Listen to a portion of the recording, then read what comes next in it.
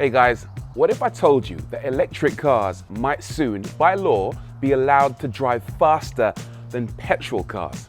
Sounds crazy, doesn't it? But in some places it's actually happening, and today I'm going to tell you why it might happen here as well.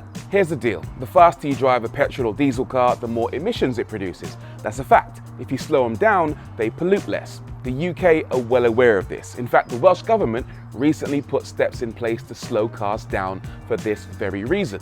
In 2018, 5 stretches of road in Wales, including bits of the M4, had their speed limit cut to 50 miles an hour with the hope of cutting emissions, both CO2, which goes into the atmosphere, and localized emissions like oxides of nitrogen, or NOx. At the time, Transport Minister Ken Skates, great name, said, "I would hope most motorists would agree that helping to save people from illness or even death is more important than saving a minute or so on their journey." It's hard to argue with that one, but not everyone is happy with being slowed down. Recently, again in Wales, they built a new dual carriageway, and these normally have a 70-mile-an-hour limit, but they're enforcing a 50-mile-an-hour speed limit, again because of the environmental impact. See, I get that, but what if you drive an electric car? You might be a bit upset. You've done your bit, you've bought the damn car with the batteries and the zero emissions, and now they want you to drive slowly because of emissions. What emissions? So that raises the question, should electric cars be able to drive faster than regular internal combustion engine cars on motorways and on dual carriageways?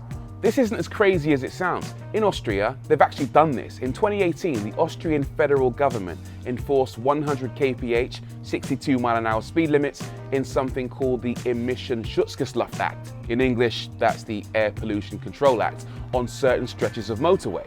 Electric cars, however, didn't have that speed limit. They could go through these Luftdundert, meaning air 100 zones, sorry about the pronunciation, at 130 kilometers per hour, 81 miles an hour. Crazy, but it worked. According to studies, the air quality around these zones improved, especially nitrogen dioxide and fine particulate matter.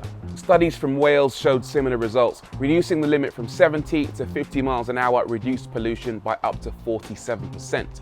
The case for lower speeds to reduce CO2 output, that's even bigger. Studies have shown that the optimum speed for the internal combustion engine to operate most efficiently is around 55 miles an hour. Anything above that and you're using more fuel and therefore emitting more CO2.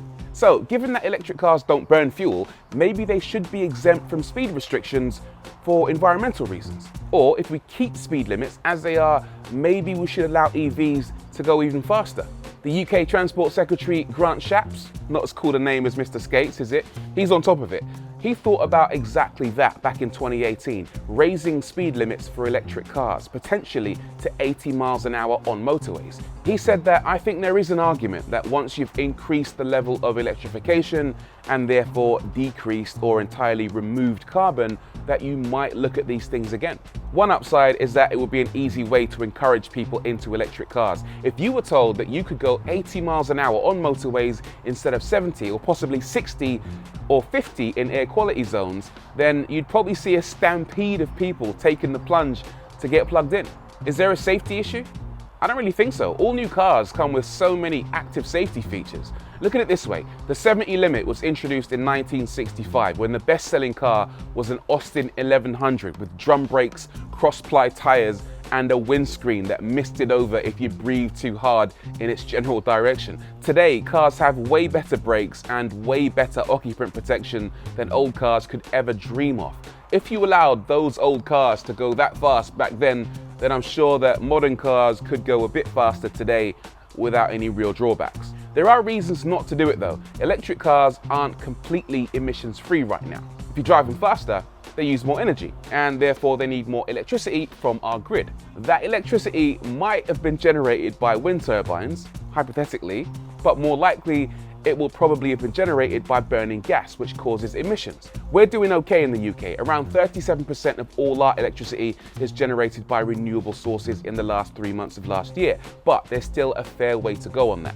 Electric cars also wear down their tires and emit brake dust, creating those forms of particulate emissions, albeit at a slower rate than internal combustion engine cars.